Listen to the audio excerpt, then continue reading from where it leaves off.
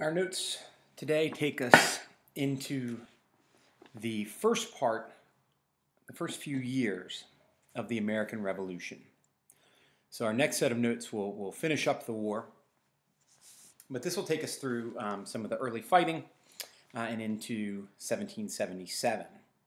And we're going to look at a couple different sort of key areas. We're not going to look at every single battle, but we are going to look at some key battles and some key fighting that took place during the Revolution, starting with the fighting that takes place around Boston between 1775 and 1776. And if you go there today, you can visit some of these same areas where the battles took place, such as this picture here, which is the Bunker Hill Monument, just on the other side of the river from downtown Boston.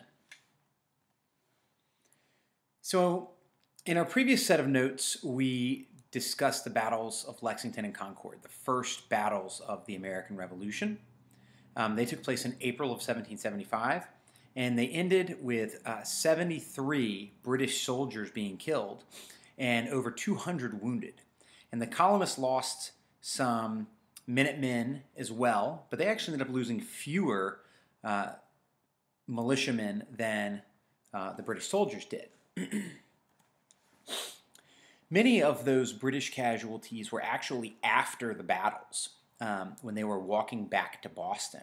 As they marched back, they were continually harassed by Minutemen militias who kept shooting at them from behind trees and walls and things like that. So the British took some heavy losses on the way back. We also know from our earlier notes that the colonists were able to save most of their weapons from the British who were coming out to take them.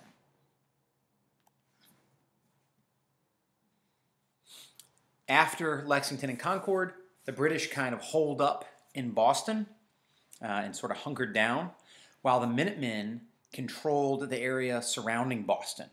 So the Minutemen were able to kind of trap the British troops inside Boston.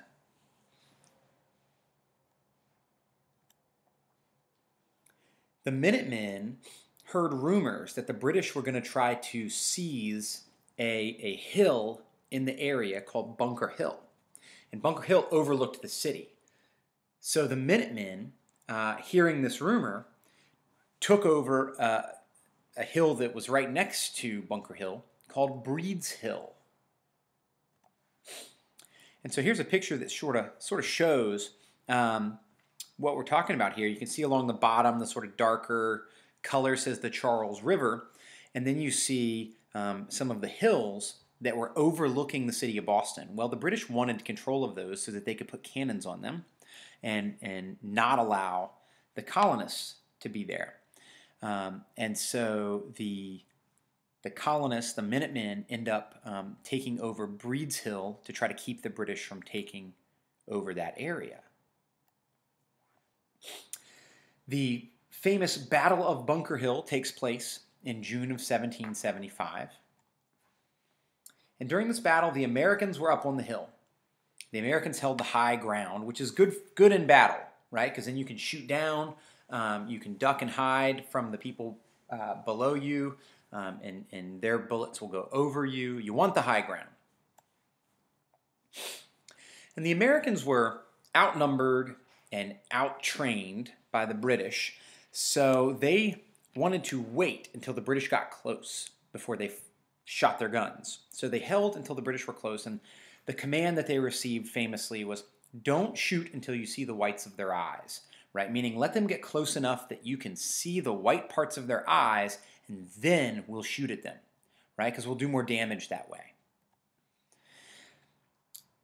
And against all odds, the Americans managed to beat the British back 2 times. The British came up the hill and had to retreat back down. They came up again and had to retreat back down. And it wasn't until the 3rd time that the British tried going up the hill that they were actually able to force the Americans back. And they were only able to do that because the Americans ran out of ammunition. So the British win the battle, but the Americans really made it hard on them and showed that they weren't going to give up easily. Right after the battle, shortly after, not like the minute after, but shortly afterwards, George Washington, who had been put in charge of the Continental Army, shows up and takes charge of the American forces outside of Boston.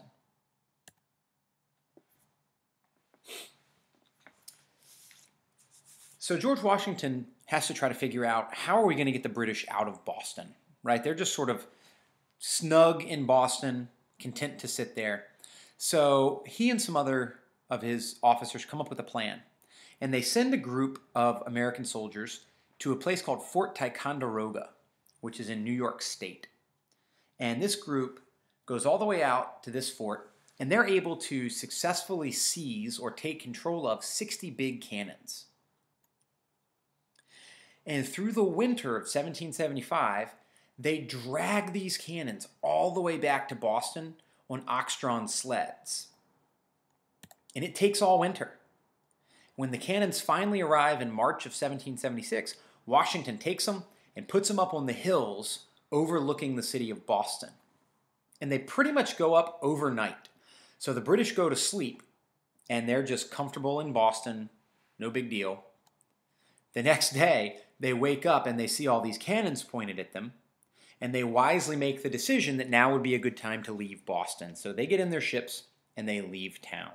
So Washington and his men are able to successfully get the British to leave Boston. Now, to give you a sense of how important of an accomplishment that was to drag those cannons, here's Google Maps today. Right? If you were to get into a car and drive from Fort Ticonderoga to Boston, it's over 200 miles. It would take you 4 hours in a car on highways, right? And these men had to drag cannons over the mountains, over frozen rivers, through the forests for over 200 miles. It's a pretty impressive feat that they managed to do. So the British leave Boston, and that's going to take us to our next main topic, which is the fight for New York. And the picture's a little fuzzy here, but hopefully you can tell that you've got the British troops in the red coats unloading on these very special-looking boats that they basically invented, that they could use to get their men and their cannon and their horses off of the ships and onto New York. So in the summer of 1776, the British general in charge, a guy named William Howe, lands his army near New York. This army was made up of soldiers who had been removed from Boston. So they left Boston, they hung out for a little while, and then they go down to New York. And he also had a group called Hessians. And Hessians were basically mercenaries. They were rented soldiers from Germany. They were very, very well trained, very fearsome soldiers from Germany. Britain is basically renting them. And in the largest battle of the war, the British defeated Washington's army and captured the important city of New York. And this gives Great Britain control over the entire Hudson River. Now, Washington made some mistakes during the battle. For example, several times he guessed wrong about where General Howe would attack. So he got outsmarted by General Howe. He let the British almost trap him in Brooklyn, right? So he was basically pushed up against the river, and he managed to pull off a very tricky escape, but he almost got trapped and almost lost his entire army. Washington also left 5,000 troops in a fort, thinking that they would be safe, and they end up getting captured. So some big mistakes from Washington during the battle. Washington was able to keep his army together, however, which is really important because the army has to stay together or the revolution is over.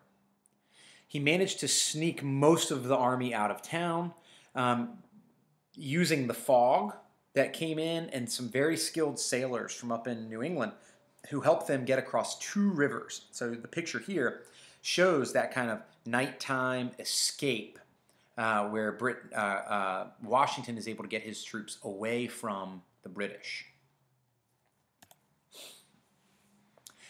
So what were the results of this British victory? Britain wins, they take over New York, the colonists lose. Well, New York City is going to remain in British control for the rest of the war. And Washington's army was very demoralized, right? They're heading into the winter time. It's getting cold. And so far, they've just kind of been beaten up by the British. So their spirits are kind of down in the dumps. And Washington knows he needs to do something about it, which is going to bring us to our last topic for this set of notes, the Battle of Trenton. You can tell from the picture, this takes place in the wintertime. It's very cold.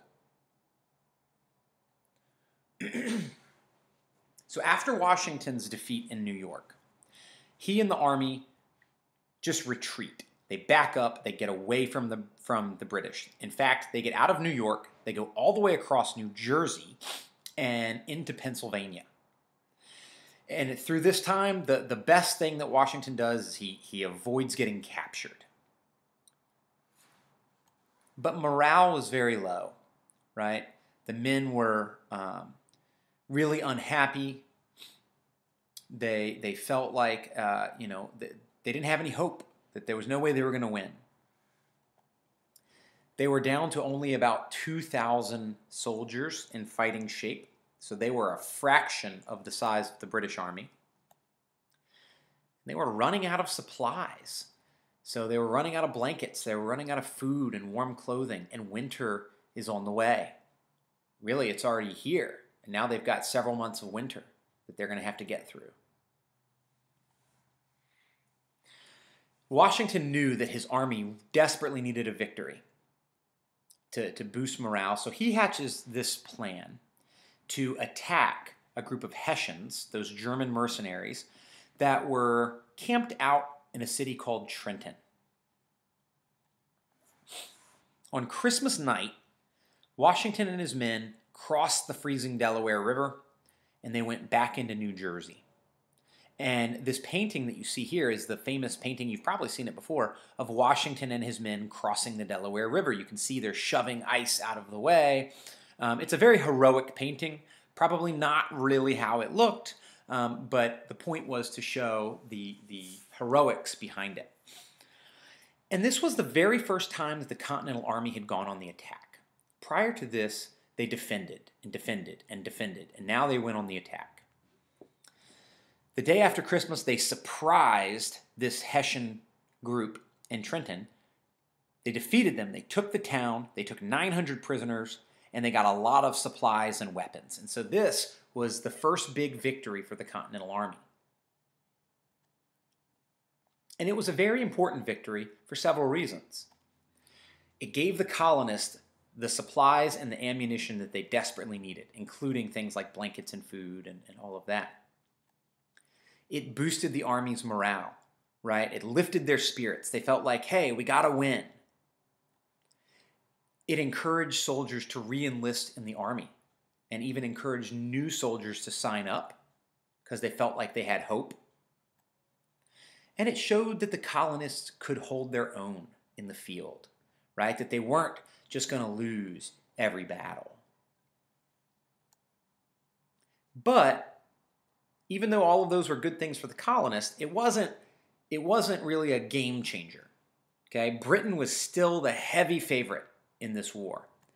Because Britain still controlled the important city of New York, Britain still had a much larger, much better trained army.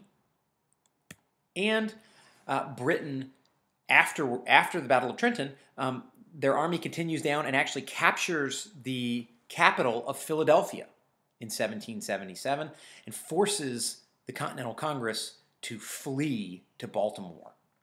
So Trenton was a big victory, an important victory, but it wasn't a game changer.